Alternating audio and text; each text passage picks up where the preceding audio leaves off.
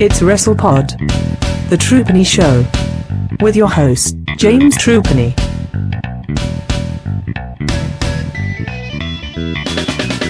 Hello and welcome to the Troopany Show. My name is James Troopany. This is my show, and today we are at episode 10 of the Beginner's Guide to Japanese Professional Wrestling.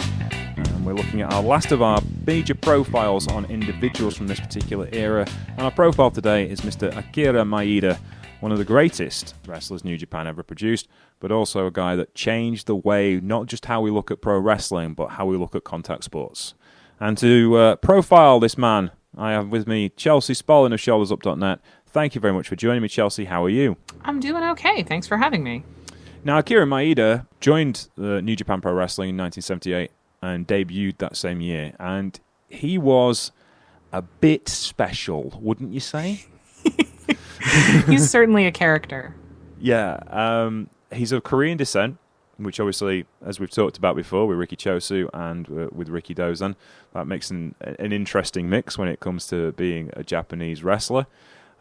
He was born in 1959. He debuts, like we say, in 1978. And he certainly develops a different style. He's trained by Karl Gotch and Yoshiaki Fujiwara, two of the purest of pure wrestlers. He is a strong style wrestler, but it's his ability to kick which really sets him apart. And that kicking style, he's not the first to do it in Japanese wrestling, but he's the one that really brings kick pads to the fore. You know, that phrase, Johnny Kick Pads? Well, he was the original Johnny Kick Pads, which kind of puts him down a little bit, really. But yeah, Akira Maeda, how would you describe his style, Chelsea?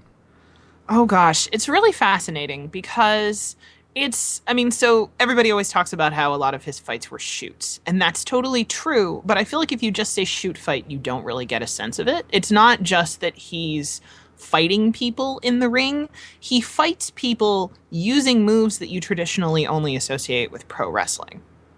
If that makes any sense. Like, I watched a shoot fight that he had where he drops a guy by legitimately kicking him in the face with an enzui giri, which is not necessarily a move that you would think of. Like, it's not really a move that belongs in an MMA fight, is it? Like, no. It's a big, flashy, showy pro wrestling move that is mostly used by guys so that they can drop a kick on somebody while that guy has time to get his arms up to protect his face.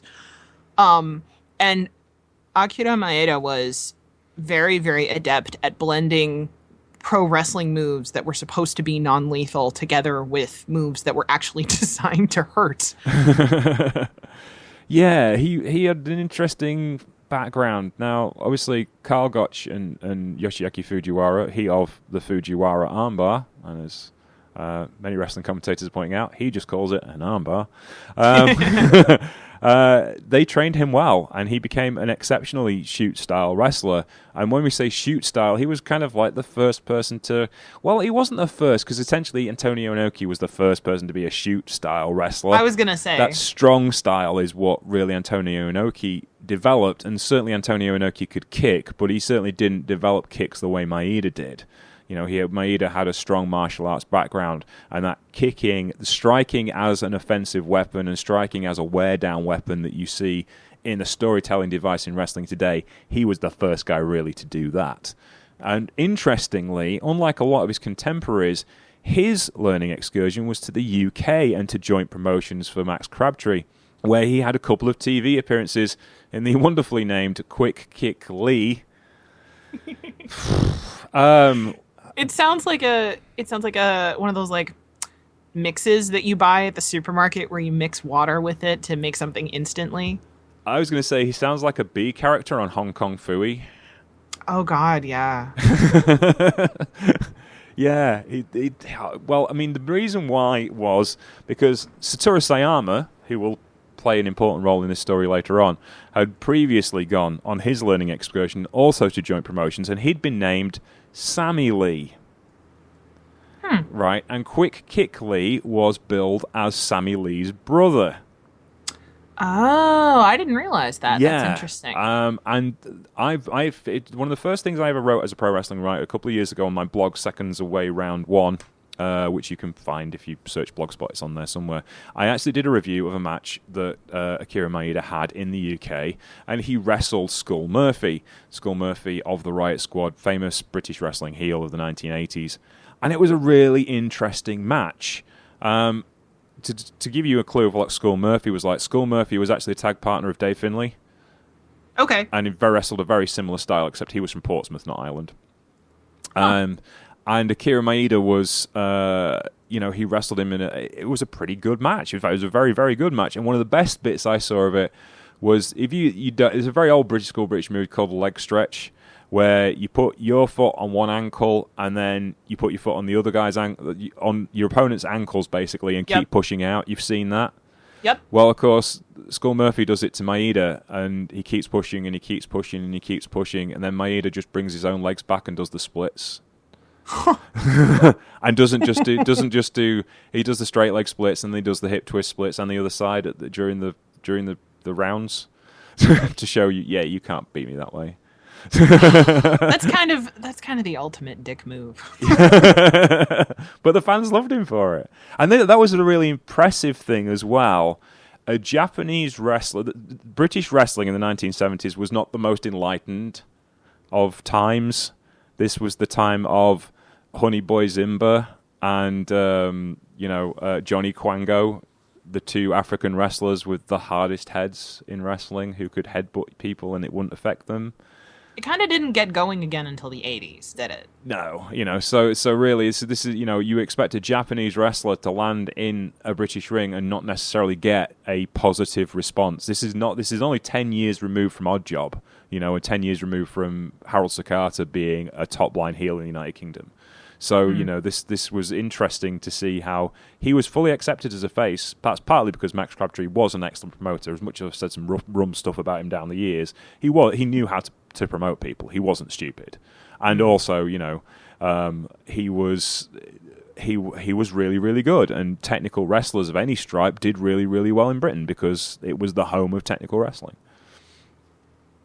But there you go. So he goes back to Japan and he becomes a fairly big star straight away. Now, we talked about the second generation of Tatsumi Fujinami, Riki Chosu, and Antonio Inoki. So he's swimming uphill, isn't he? Yeah, there's a lot of competition there. Yeah, and Rusha Kimura as well, who's come over from... We keep talking about international wrestling enterprises because Rusha Kimura sticks around forever in New Japan Pro Wrestling. And he was another big name because he was IWA's biggest draw. He was IWA's ace, and when IWA closed down, he went to New Japan Pro Wrestling, and he was a big draw there. Now, in around about 1984, things start going a bit wayward for Maeda. He starts getting... How can I put this? Frustrated with his lack of forward progress in New Japan Pro Wrestling. And he's also frustrated with the style of New Japan Pro Wrestling because Hulk Hogan's on top with an obviously kind of theatrical style. You've got Abdullah the Butcher there with a kind of theatrical style.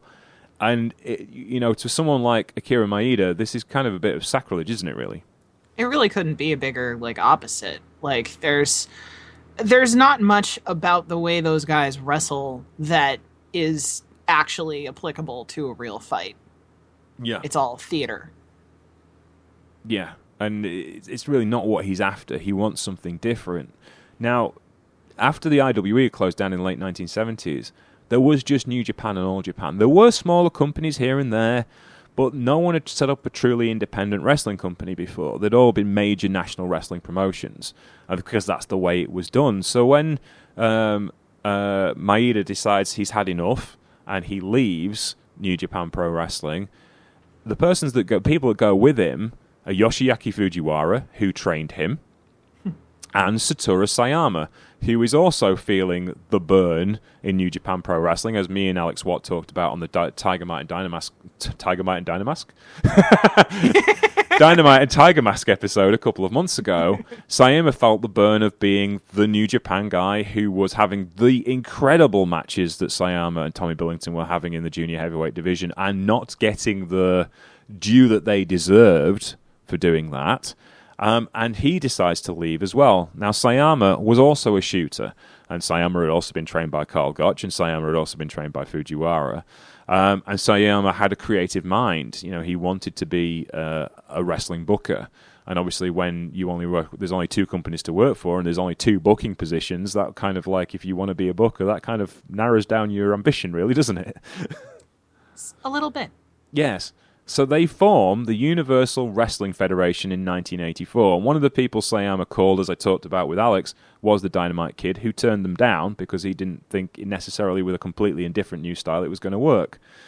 What do you think of this then, Chelsea? This is obviously a very brave move to start an entirely new idea of what professional wrestling is going to be in 1984. Well, it was very brave, but it didn't really work that well. They went out of business after just under a year, right? Yeah. It's, I tried to find as much as I could about the Universal Wrestling Federation, and it's hard to find very much. Chris Charlton's book has a couple of paragraphs about it, the book that he wrote about New Japan Pro and the history of the company. But the general consensus is that they were never able to draw large enough crowds in order to sustain a revenue stream. It's kind of interesting because it does feel like a very logical precursor to what we think of as modern MMA, where guys trying to do a wrestling company that's primarily focused on shoot fights. But it also, I can see why people maybe weren't ready for it at the time, if that makes sense. Like, I think one of the satisfying things about pro wrestling is that there's a cohesive story involved. Yeah. And I think that based on if you think about the wrestling that was popular at the time, I think that's what people were probably looking for, that maybe they didn't get in a promotion, where a lot of times when the 2 guys got in the ring to wrestle each other, they didn't even know who was going to win beforehand. Yeah. Now, to give you an idea of how the layout of the matches worked, I mean, the matches were booked. They were predetermined. Not always, though. Not always, but the majority of them, the idea was that they were supposed to be booked so that you could tell a story, but no one seemed to get a story out of it, did they, really? Yeah, no, it's kind of a mess. Yeah, so this first incarnation of the UWF has that problem. Sayama's the chief booker, and he doesn't job in any matches. He doesn't lose, which I found very interesting, because at one point he wrestled Marty Jones, British junior heavyweight. Who wow. Yeah, there was a couple of matches with Marty Jones in Japan, because Marty had worked for New Japan before. He was a snake pit guy. In fact, the UWF start their own snake pit gym, the next UWF do, based upon the teachings of Billy Riley from Wigan. And Marty Jones was a snake pit guy. You can find them on YouTube. There is matches of Super Tiger, as Satoru Sayama was known. That was the daft thing. It's a shoot promotion, but because they need the star power, they can't use the Tiger Mask name, so Sayama becomes Super Tiger. Oh, I didn't realize that. Yeah, that's a really weird kind of like offset of it. It's like this is supposed to be a real wrestling promotion with real wrestling, technically. But he's still wrestling as a masked character. Yeah. That's really interesting. That's maybe another disconnect, really, as well. And Sayama, he had good matches with Marty Jones. He had good matches generally, but he didn't job. He was always booked to win in those matches, so there was resentment there. You're right, they didn't draw big enough crowds. The crowds were not what you'd expect for a Japanese promotion at the time, and it all kind of just filtered away between 84 and 85, and they have to go find jobs. And of course, New Japan, now that they've gone away and made themselves nice big stars, they're quite happy to have these big stars come back. Well, to be fair, New Japan Pro at that point, it was 1986, right? So Yeah. New Japan Pro had a lot of really tumultuous stuff going on. They had incentive to get some big stars back in the company because they had a bunch of scandals. Like, they had a whole thing where Inoki got caught embezzling money to run a supplement company that he wanted to start, which failed. And he also got caught cheating on his wife and had to shave his head to demonstrate his remorse publicly. Mm-hmm. That's not the last time that happens either. So yeah, they were happy to have them back, but it was almost sort of like they needed them. Yeah, and just as a side note, might happen again quite soon. Gosh, I wonder what you're talking about. Yes. Anyway, we'll move on. But yeah, so Yeah, so there's a lot of stuff in business that going on, and these guys have made themselves stars. Now Sayama actually retired from pro wrestling and wrote his book called Kayfabe, which was the story of pro wrestling and kind of exposed the wrestling business to the Japanese audience. And it didn't really do a lot of damage to his reputation. It certainly did within the industry, but outside of the industry, people still remember Sayama as a good wrestler. But Maeda comes back. There is some famous incidents. First of all, he refused to work with Antonio Inoki. Or was it Inoki that refused to work with him? This is a really odd sentence here. Antonio Inoki refusing to work with him. Yeah. I think it was Maeda refusing to work with Inoki. I thought so as well. I think Inoki was okay with it, but I think Inoki was only okay with it if he won, and that's why Maeda wasn't okay with it. That's a perfectly reasonable thing, I would have thought. Because how are you going to get any forward motion if Inoki's always going to win? Which was arguably the reason why he left in the first place. But there you go. And one of the most talked about incidents in this particular time period was the match he had with Andre the Giant in 1986, which, if you've ever seen it, is mind-blowingly odd. If you managed to watch the entire thing, I'm frankly really impressed because it took me a couple of tries. It's boring. Yes. It's boring, and you also sort of parts of it you're sort of watching through your fingers because it's a little embarrassing. Like, I have a hard time watching other people get embarrassed. Yeah. It's do. Just awkward. I do too, because it's like that nervous thing. It's a bit like watching The Office. I don't like watching The Office. I'm not keen on that kind of humor. Yeah, it's not my thing.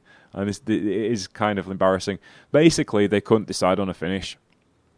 And Andre is Andre, and Andre will do what he wants because he's 400 pounds. And he was also supposedly a little sloshed at the time. Little sloshed? I'm being generous. Okay, he was hammered. And Maeda comes in and starts... Well, they try and have a regular match. They try, and then Andre decides he's not having any of it.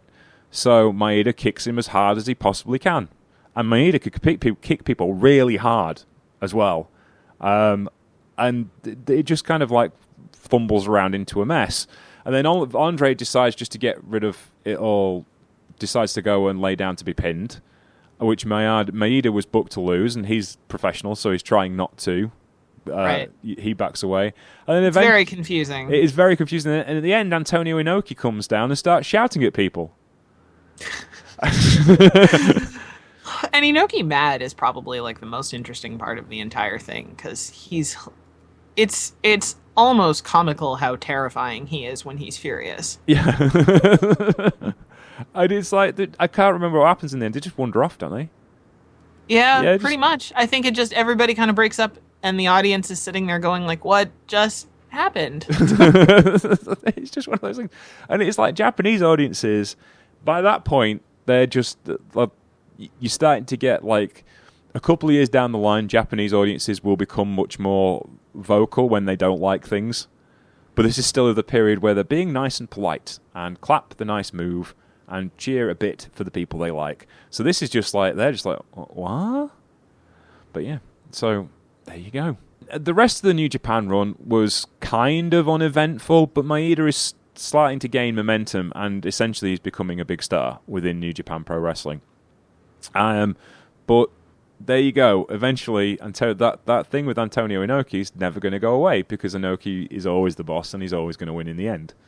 So essentially, Maeda is getting more and more frustrated as wrestling goes through. And then in November of 1987, during a 6-man tag match, just as Riki Chosu was putting his opponent Asumikudo into the Scorpion Deathlock, Maeda legitimately kicked Chosu in his face and broke his orbital bone, which is probably the most violent resignation letter in pro wrestling history.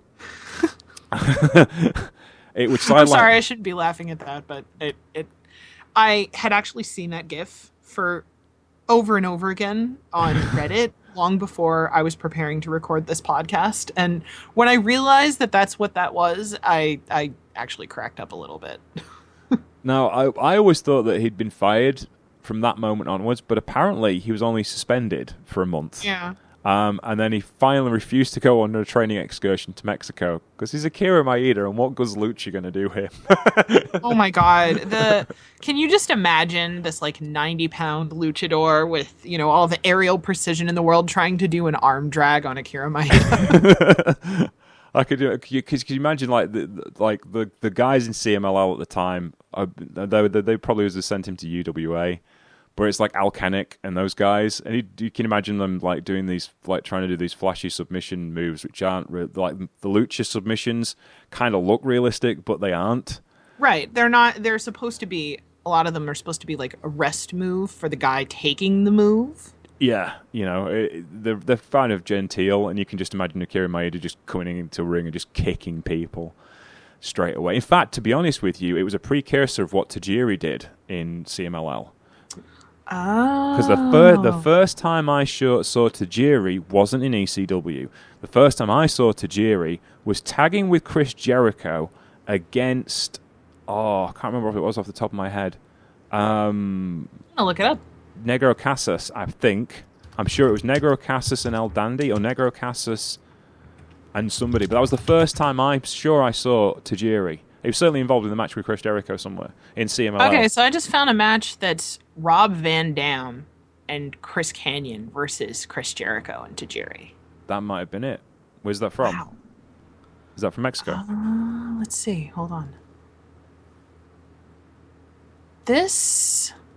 it doesn't say, but it looks like a WWE product. It may have been a rehashing of some of the stuff they did in Mexico. Quite possibly, yeah. But that was the first time I saw Tajiri. And watching Tajiri, at that time, Tajiri was a very vanilla character. He hadn't grown the beard. He was wearing a pair of blue tights, blue kick pads. He was a generic shoot-style Japanese wrestler. And you watch him in CMLL, and he's kicking people really hard. Like, really, really hard. And that's where they came from, Maeda. And I believe he was the classic guy who trained in the FMW dojo, went on an excursion, and didn't come back until FMW gone out of business. I'm sure he trained in FMW. They sent him to CMLL. Paul Heyman hired him for ECW, and then he ended up in the WWE. By the time he got back to FMW, it was like FMW didn't exist anymore. So, yeah. But, yeah, it's that kind of effect. That Maeda in CMLL in 1988 would have just been like the ultimate fish out of water. It was just like, I have no need for this. Why are you sending me? But there you go. And so, with this violent resignation letter, as we said, he moves on to start newborn UWFI in 1988. Now, when we talk back about Karl Gotch, I watched a documentary about UWF Newborn, which was a Karl Gotch documentary, and it focused heavily on Karl Gotch and Yoshiaki Fujiwara. And I saw the very first UWF Newborn card a couple of weeks ago, and it's a really interesting watch. Have you seen any of this stuff? Because this is really where Maeda starts making his name as a big draw. I did find a match that was from then, but to be perfectly honest with you, I don't remember who his opponent was. It didn't really stand out to me, but it was really interesting to see the adaptations he made to his style around then. It's still really brutal and really hard hitting, but it felt like everything was a little bit more smooth than I was expecting. Yeah, it starts looking like a wrestling company, doesn't it? Yeah, that's it. Definitely. It starts looking less like a fight and more like a pro wrestling match. Yeah. So this is the card. It was a 3-match card on the 12th of May 1988, and it was at Kurikan Hall. Full house, 2,300. Nobuyuka Takado was in the opening match against Shigo Mayato. It was all right, actually. It was a time limit draw. Basically, they did it it was an exhibition match, so it was the most number of tap-outs wins. And Takada made Miyato tap because he was about a foot taller and 20 pounds heavier, so it was obvious what was going to happen. And then in a singles match, Tatsuya Nakano defeated Yoji Angio. Now, Yoji Angio would end up being the UWFI, which was the next company that came after the UWF. He was their head booker. And Nakano and Angio had a very interesting match. It was very submission-orientated. Yoji Angio, in the end, his most famous, I'm sure it was Anjo, his most famous thing he ever did was he challenged the Gracie brothers to an open challenge. Remember the Gracie brothers back in the 90s had an open challenge that they could beat anyone? Yes. Yes. Anjo answered the call with a video crew. You can imagine what happened, can't you? He went to hospital with what was described as a broken face. And the UWFI film crew never let that tape show the light of day, as you can probably imagine. Because, That's yeah. Oh, my God. Flying to Brazil to challenge the Gracies, you idiot. Anyway, and then in the final, in the main event, Akira Maeda defeated Kazuya Yamazaki in 24 minutes and 56 seconds. And what was really interesting about this match was, there was a story there. You could see the story. I could tell it was booked. I could tell it was, it was a book match, but it felt like a sporting event, but there was a definite story to what they were doing. That original UWFI choppiness and changiness of was it booked, was it shoot, didn't really occur, but it comes a lot smoother and a lot more, the moves are a lot more realistic, even if it is booked. Do you see what I mean? Yeah, that makes sense. Yeah. And from what I understand, from what people have reported back, Little Guido in UW from the ECW, he was signed to UWF later on in its run, and he described it as the matches were shoots, the finish was pre-described, so you knew you were going to beat the hell out of each other for 15 minutes, and then there'd be a finish. Right. So to make it look as realistic as they possibly could. And as I read through this, as I would as I've been doing the history of researching this stuff, it isn't until about 1995 with Pancras that anyone goes, well, why don't we just have regular fights?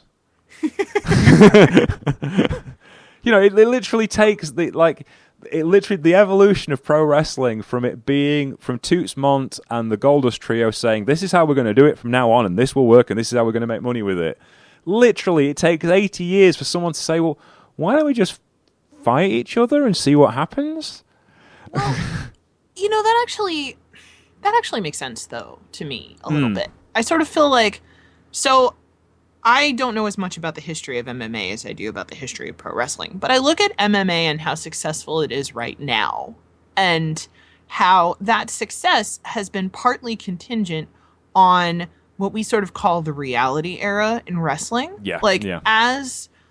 As these things have become demystified by the internet and by having journalism enterprises that are specifically devoted to wrestling or MMA or both, I think that's been really, really important to MMA's success. And that's not to say that we don't ever get worked by, UFC having one of their, for lack of a better term, wrestler, I guess, one of their fighters, cut a promo where, they talk about their opponent in a way that's obviously staged.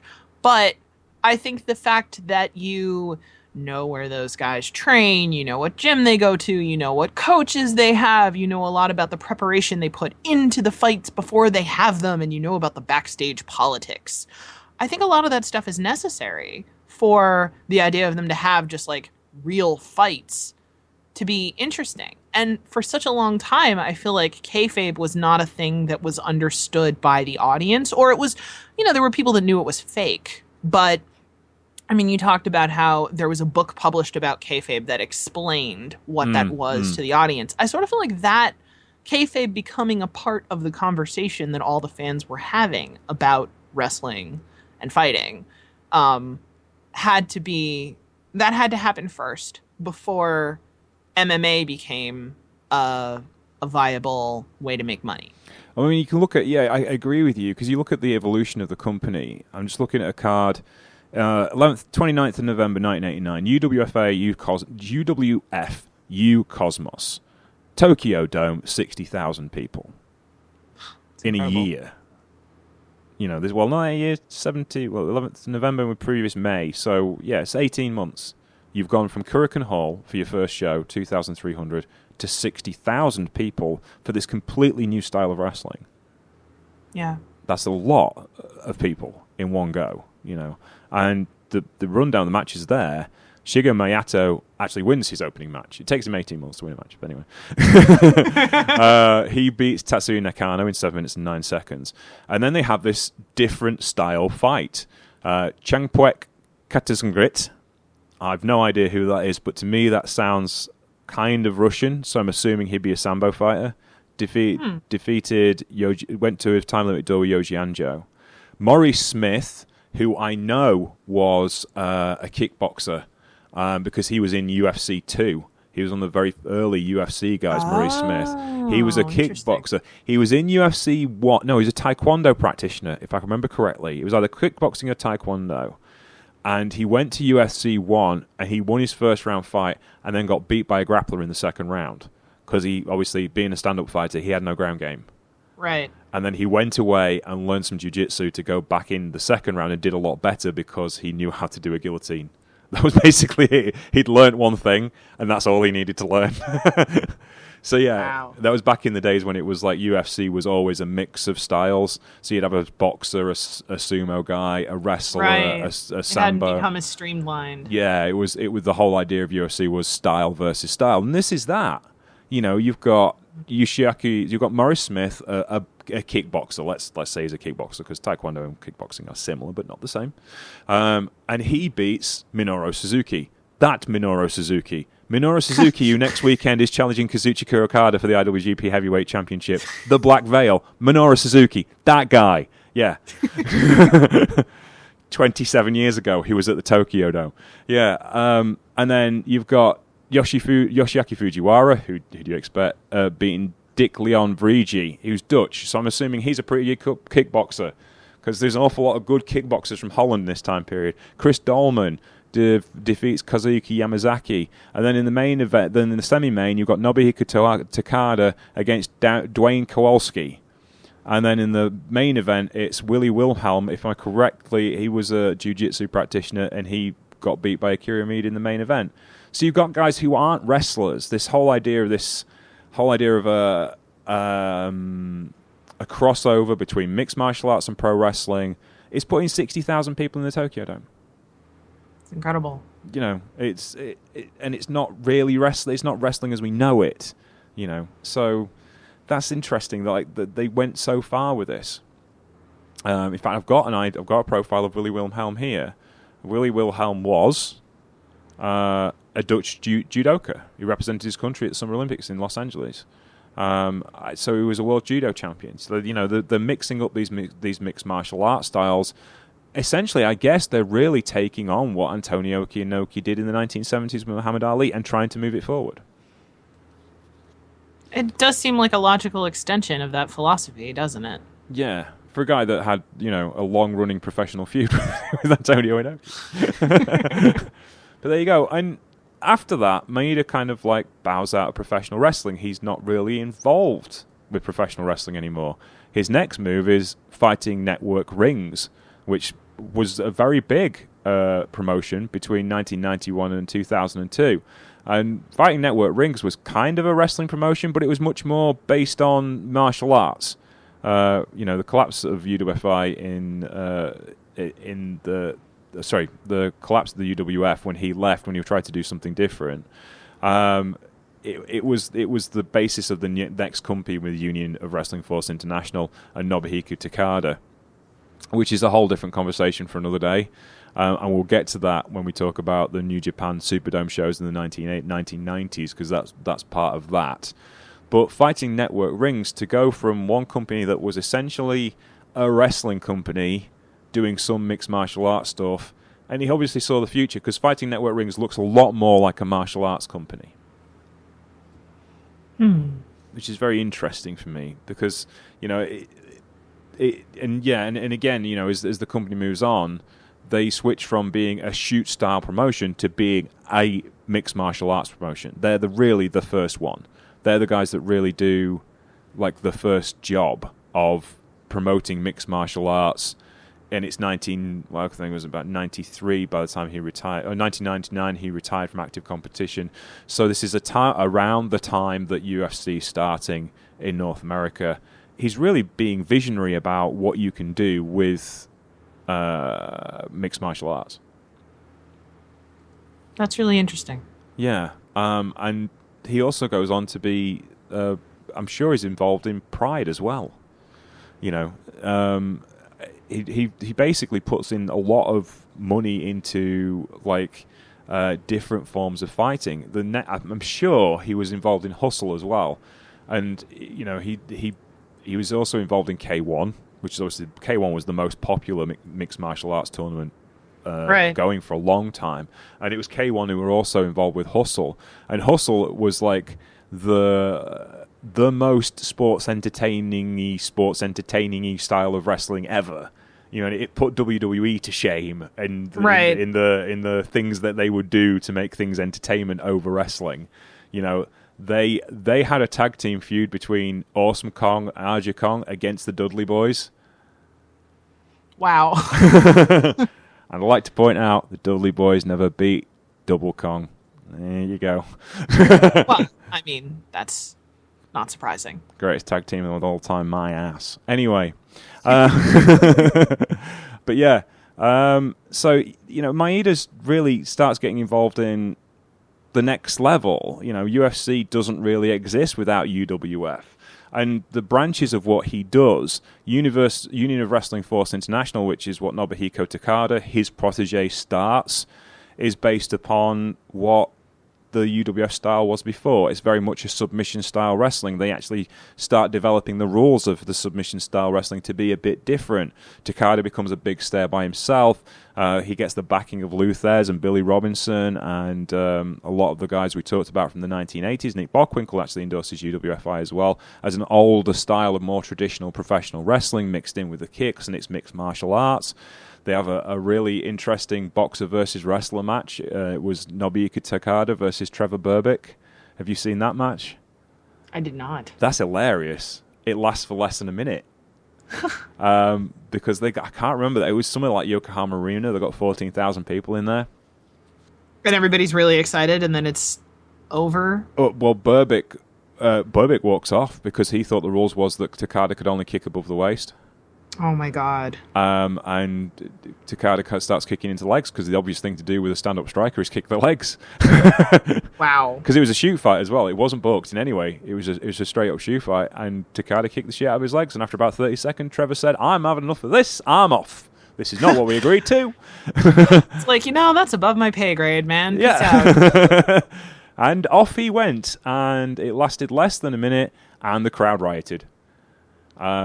And, you know, if you've got a Japanese wrestling audience rioting, you're doing either something very right or very wrong. That's astonishing. Especially in, like, 1998 as well. You know, it's like, whoa.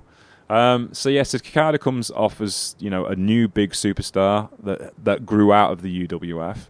Fujiwara doesn't give up on wrestling. He sticks with wrestling. He starts Fujiwara Gumi, which is his own wrestling group, which, again, takes Minoru Suzuki with him and a young whippersnapper called Ken Shamrock. Some of you may have heard of him. And after about 4 years, Suzuki, Shamrock, and the rest of them get sick of Fujiwara. True story. They actually got sick of Fujiwara because Fujiwara was trying to make things... He was trying to make a living as a wrestling promoter, as you do. And he started doing things which much kind of lucha libre influence and started doing things that were a bit different with wrestling. And you can imagine guys like Ken Shamrock and Minoru Suzuki not being that keen, to be honest with you. Yeah. They left and they formed Pancrase, and the person they get as their new mentor is Carl Gotch, who comes up with the idea of them. Well, why do you have to have, like, you know, booked wrestling matches? Why can't you have regular wrestling matches where, you know, this is the point where everyone says, why do we need to have booked matches anymore? So it all moves in a circle. Yeah, so it becomes actual proper fights. And the formula becomes interesting. It partly because you've got such good practitioners. You know, you like Minoru Suzuki, arguably, he is an MMA legend, one of the toughest guys who ever lived. One of the reasons why his presence in New Japan is so felt now, even at 49 years of age, is because he's lived the life You know, that is not a work on his face. That look, that 1,000-mile stare he has all the time is real. You know, Jim Ross described him as had more surgeries than most football teams. You know, oh my God, he's a tough guy, and Pancras is that cauldron that builds him. You know, Shamrock as well builds his name in Pancras, and then that's what launches his UFC career. You know, there's a bigger argument that Shamrock should have given up quite a few years ago when it comes to like shoot fighting. But his presence then, you watch those matches from the late 1990s, early 2000s in UFC and in Pancras, and he looks amazing, and he can do amazing things. You know, this isn't wrestling as we know it, which is narratively based, but you can get into those characters because you know what they're capable of. That's really interesting how like looking at the flow of how it all moves forward. Yeah, you know, and this becomes the foundation for what K1 is. It becomes the foundation for what UFC is. Certainly becomes the foundation for what Pride is. You know, and the mixed martial arts we know today. Pride's out of business at this point, right? No, Pride. Didn't it only last like 10 years? Pride didn't last that long, but Pride was part of the K1 group that right. Maeda was the chairman of. He was on the board for. You know, right. So Pride was a good company, you know, as far as like shoot fighting was concerned, because it was based in a ring rather than being in an octagon, and I thought that was it always looked better. Do you know what I mean? To me, UFC kind of like they were trying to go for that underground pit fighting style of presentation, which kind of shock and awed them to the forefront when they first started. But there was a period. There's a reason why.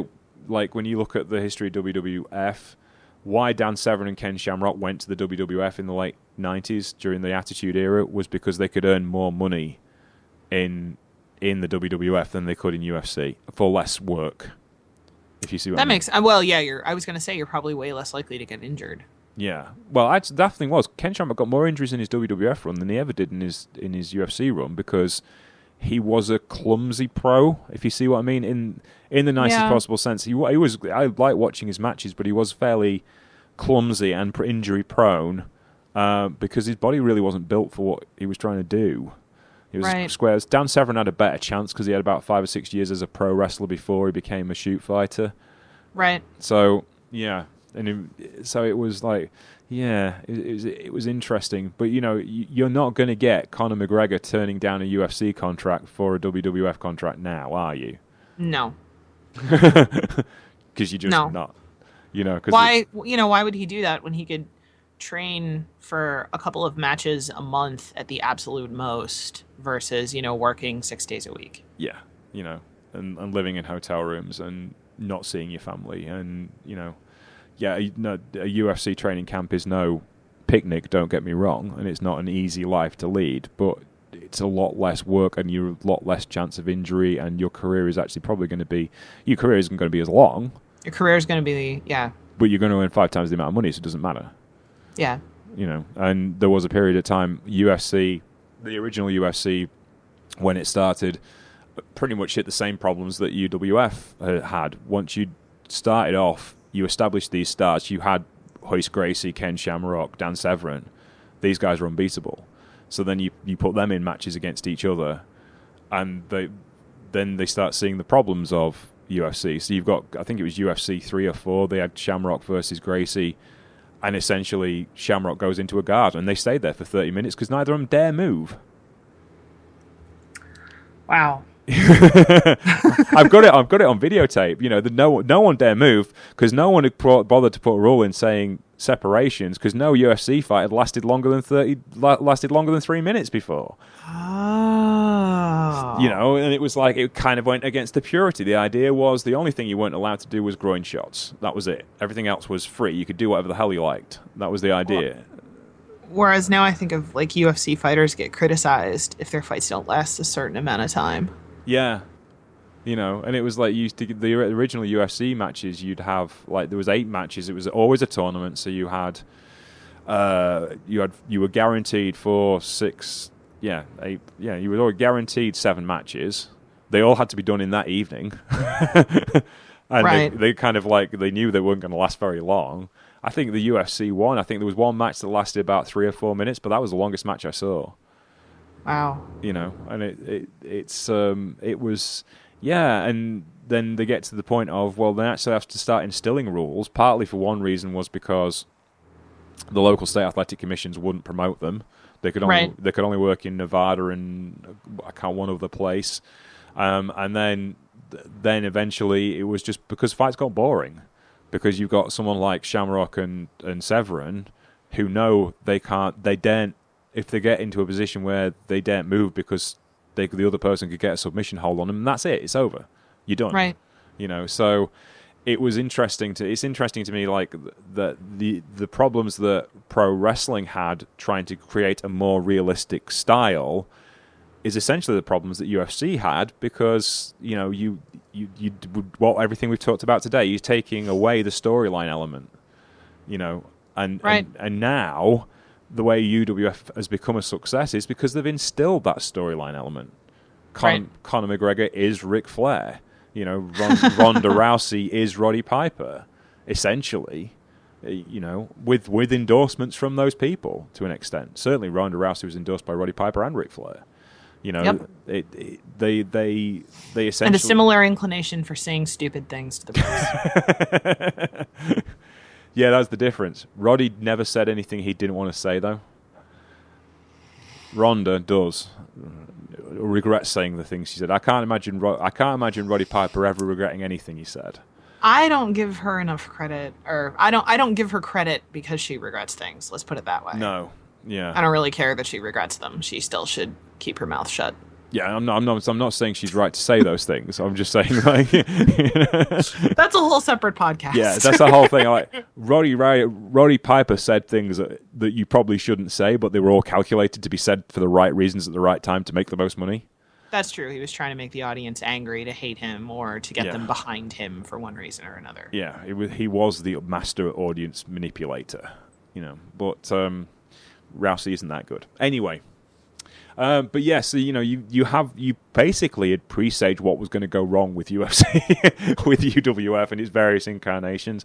Maeda, again, it also becomes massively influential in pro wrestling itself. He's doing all these things in UWFI, and he's the guy that starts wearing kick pads. How many guys wear kick pads now? Christ, even Spud wore kick pads on Progress last week.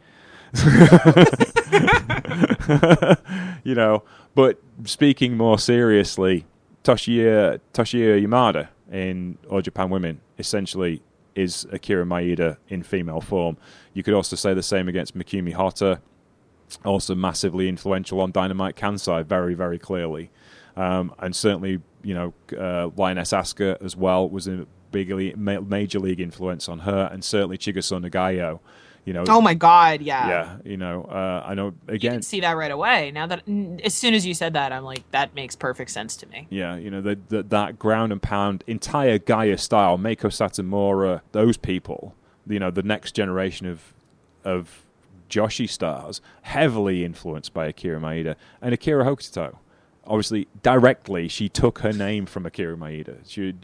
And Akira Hokuto... Oh, I didn't realize that. Yeah, and Akira Hokuto wasn't that style of wrestler, but that stoicness that Akira Maeda had. Yeah. That invincibility. Hokuto was invincible. That's, you look in her eyes and you feel fear. Yeah. The dangerous queen. She was... that presence that Maeda had, certainly she strived to have. And had it, watching her wrestle. Watching Akira Hokuto wrestle is a religious experience. I don't care what anyone says. But we're not going to get to her yet. We're going to get to her soon. We will. Akira Maeda then really is an exception to the rule. He's a rebel in Japanese wrestling. He's the first true rebel in Japanese wrestling. You could say that Tenryu was a rebel for leaving All Japan Pro Wrestling, and next week me and Alex Edwards will talk about that when we get to our first major card discussion.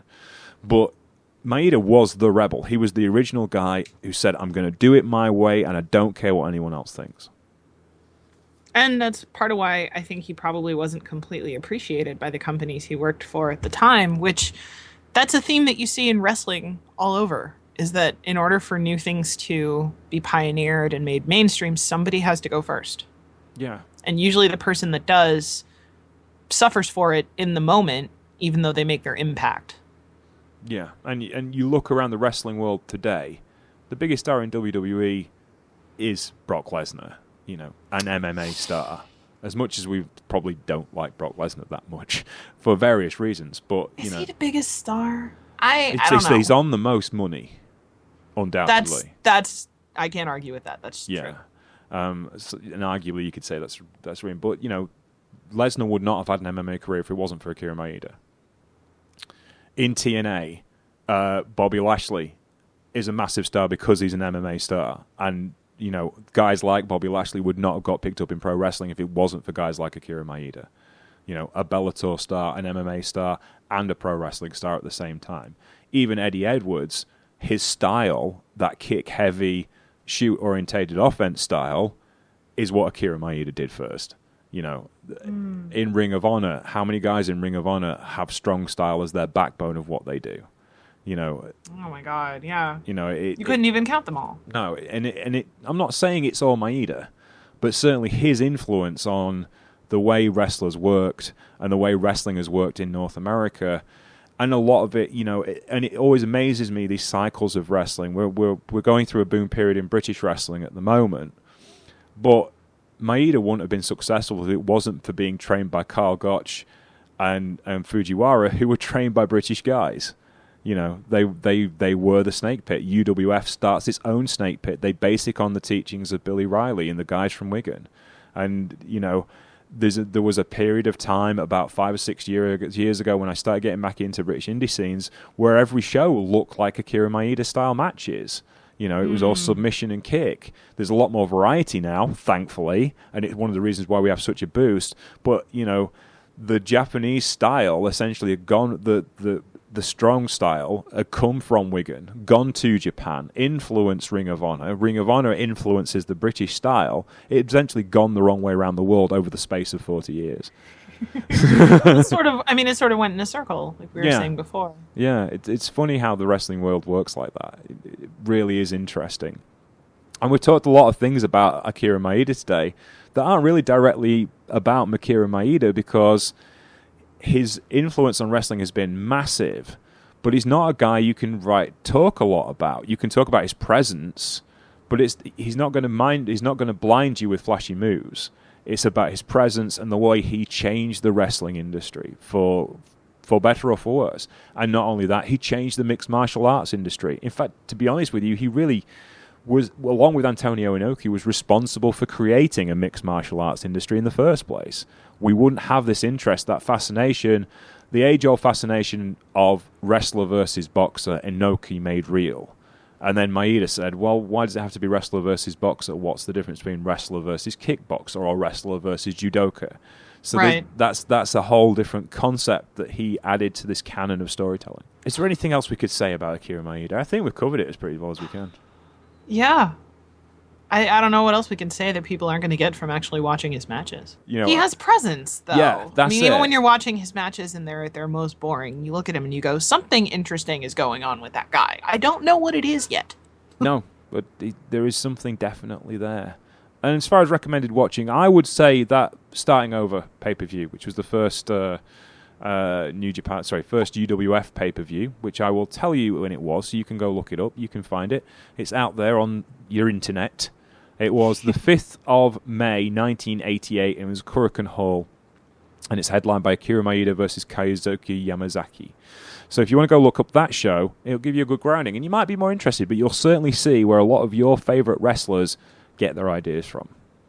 Okay, well, that's been the Trupany Show for today on the Beginner's Guide to Japanese Wrestling, Episode 10. Next week, we will be looking at the first of our supercards because we're moving into the 90s, and we're going to go for a bit of a change of format. We're going to look at cards by cards so you can find those cards and go watch them along with us. It's kind of a binge-watch exercise for us as we watch through these matches. And we've got a lot of cards to choose from because this is the explosion point for Japanese wrestling in the 1990s. And we will see new major promotions formed. We will see new alliances. We will see new stories told.